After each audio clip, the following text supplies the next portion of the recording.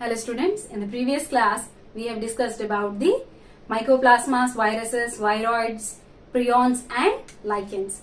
So in this class we are going to start with the kingdom protista.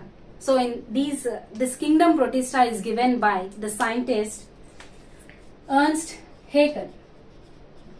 Ernst Haeckel.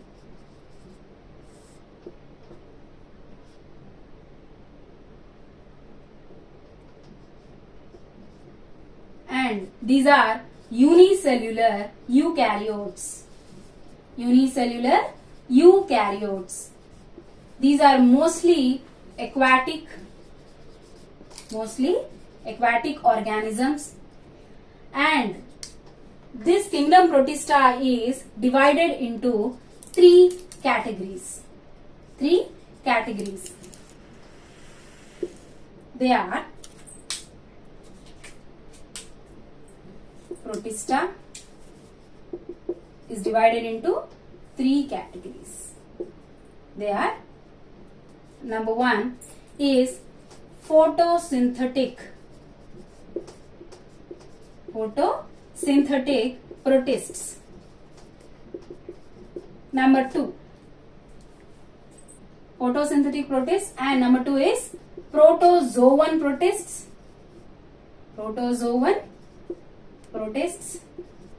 And third one is saprophytic protists.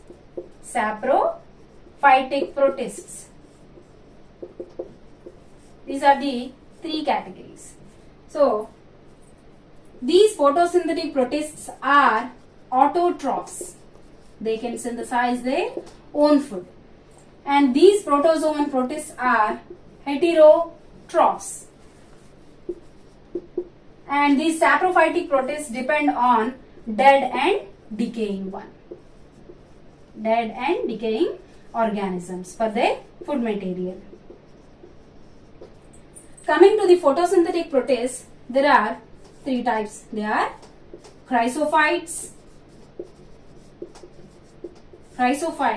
These are also called as golden algae. Example, diatoms. And the second one is pyrophytes. These are also called as fire algae. So these fire algae can exhibit bioluminescence.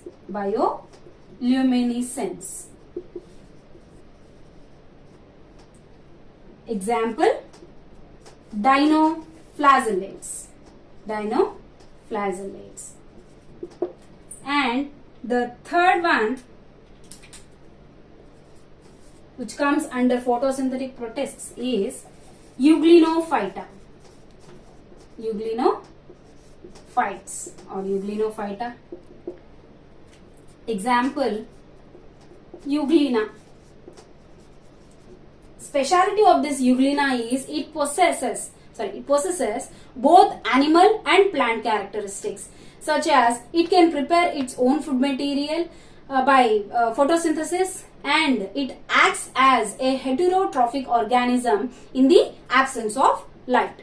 Next, coming to the protozoan protists, number one, these are heterotrophs, and there are four types. They are sarcodina. These are also called as amoeboid protists.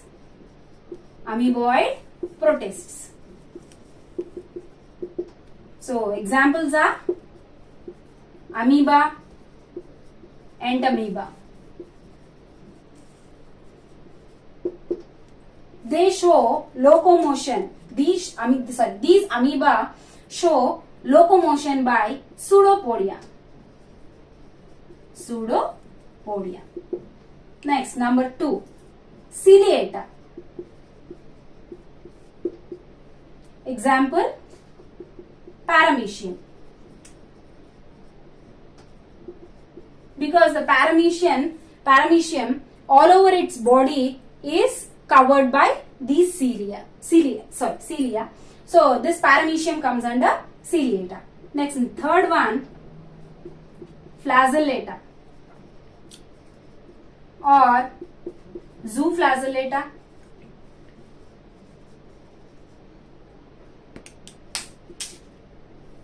Example, trypanosoma.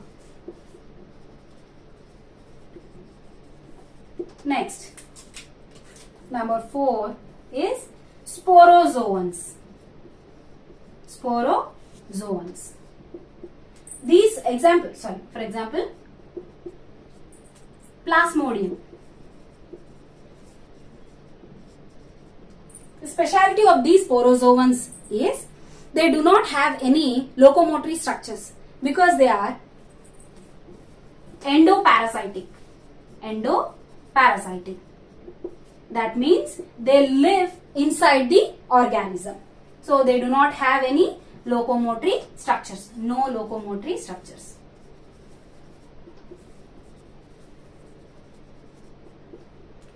Next, coming to the saprophytic protists, they depend on dead and decaying organisms. Example, slime molds. A group of slime molds is called Plasmodium.